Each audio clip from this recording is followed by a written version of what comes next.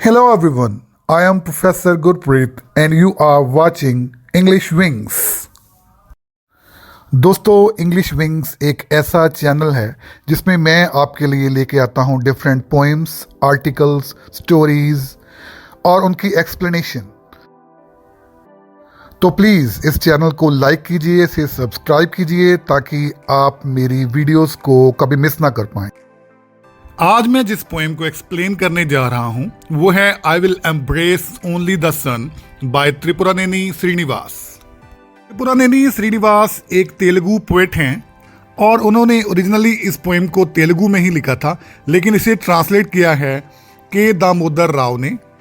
ये पोएम उनकी collection of poems में से एक है और उस कलेक्शन का नाम है रहस्योद्यमम।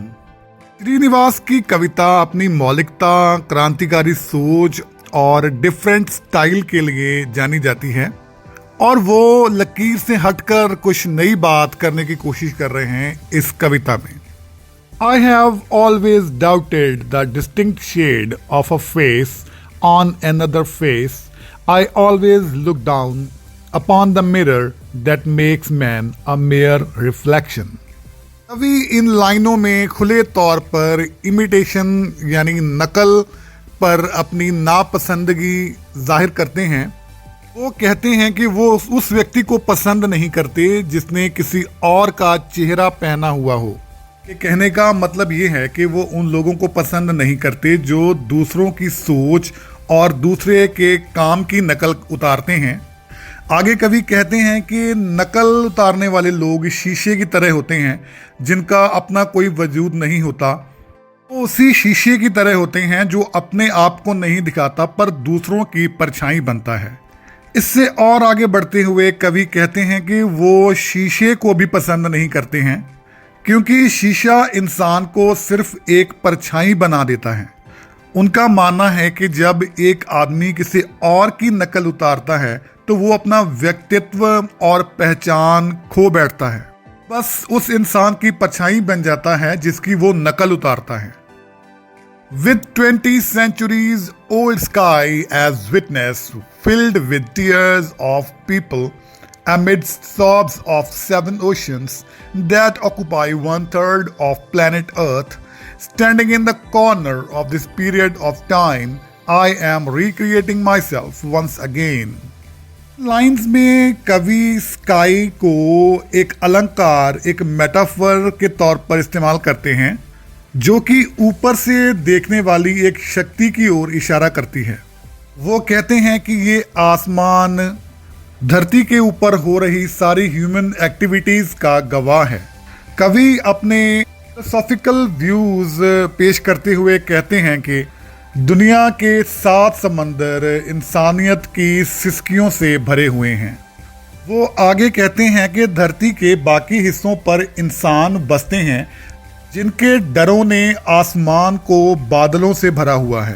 बेशक ये स्थिति नाजुक है लेकिन कवि निराशावादी नहीं है।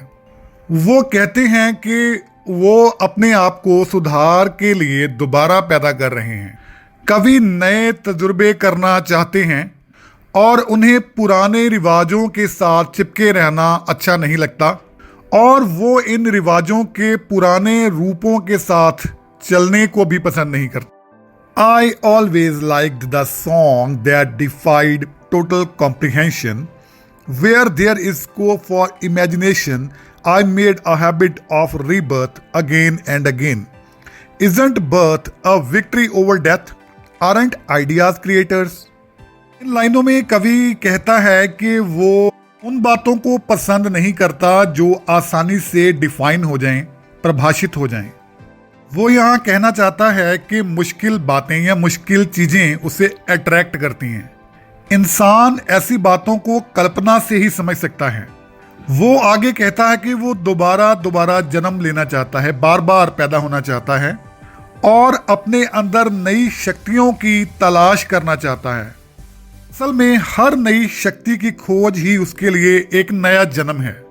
कवि का ये मानना है कि जन्म हमेशा मौत के ऊपर जीत को दर्शाता है, इसलिए आदमी को अपने आप को दोबारा पैदा करते रहना चाहिए बजाय इसके कि वो पुराने रिवाजों से बंधा रहे। कवि का ये मानना है कि इंसान को नए और मौलिक विचारों के साथ तजर्बे करते रहना चाहिए, एक्सपेरिमेंट्स करते रहना चाहिए। I never forgot the fact of a poem being repeated by scores. I always resent the affront of men echoing emptily, witnessed by 25 autumn seasons having shed many deaths and reborn yet again. Standing in the corner of this period of history, I am instructing men how to sign. लाइनों में कवि कहता है कि लोग एक ही चीज को बार बार कविताओं में दर्शाते रहते हैं, पेश करते रहते हैं। वो इस दोहराने को, इस रेपिटेशन को पसंद नहीं करता है। वो कहता है कि वो इसलिए निराश है क्योंकि लोग अपनी ओरिजिनलिटी खो चुके हैं। और 25 साल की उम्र में उसने ये चीज बहुत ही ध्यान से देखी है। कवि किसी पर्टिकुलर चीज के साथ बंध जाने से इनकार करता है और वो अपने आप को वर्तमान इतिहास के किसी कोने में खड़ा हुआ देखता है। वो निराशावादी नहीं है, पर वो लोगों को बताता रहता है कि वो अपने आप व्यक्तित्व और मौलिकता को संभाल के रखें। वो समझाता हुआ कहता है कि भीड़ में एक चेहरा बनना बंद करो और अपनी क्लियर पर्सनैलिटी प्रभावशाली तरीके के साथ स्थापित करो। I have never lived without a new thought. I will never rest until the mirrors are broken. I cannot love the moon with all its brilliance. Even if consumed by flames, I will embrace only the sun. लाइनों में कवि कहता है कि वो हमेशा एक नए विचार और एक नई सोच के साथ रहता है और नए विचारों के साथ तजुर्बा करना ही उसकी जिंदगी है। वो शीशों के खिलाफ है क्योंकि शीशे आदमी को एक परछाई में तब्दील कर देते हैं। वो कहता है कि वो सारे शीशे तोड़ना पसंद करेगा। वो लोगों को दूसरों की नकल उतारने से परहेज करने को कहता है और अपनी मौलिकता का विकास करने की सलाह देता है। वो खुले तौर पर ये ऐलान करता है कि वो चंद्रमा और उसकी सारी शान को प्यार नहीं करता है। वो सिर्फ सूरज को ही प्यार करेगा, चाहे उसकी गर्मी और लपटें उसे खा ही क्यों ना जाएं।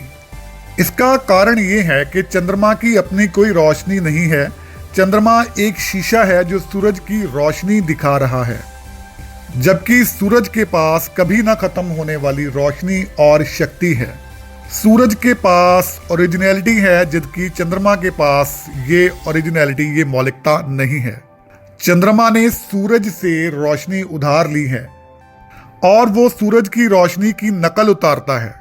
अंत में कवि कहता है कि वो हर हालात में नए विचारों को ढूंढना जारी रखेगा। आपको इस पोएम की एक्सप्लेनेशन कैसी लगी? प्लीज़ कमेंट बॉक्स में जाके कमेंट कीजिए और मुझे बताइए, ताकि मैं और भी ज़्यादा से ज़्यादा पोएम्स आपके लिए लेके आता रहूं। थैंक यू, धन्यवाद। और हाँ, चैनल को लाइक और सब्सक्राइब करना बिल्कुल ना भूलें।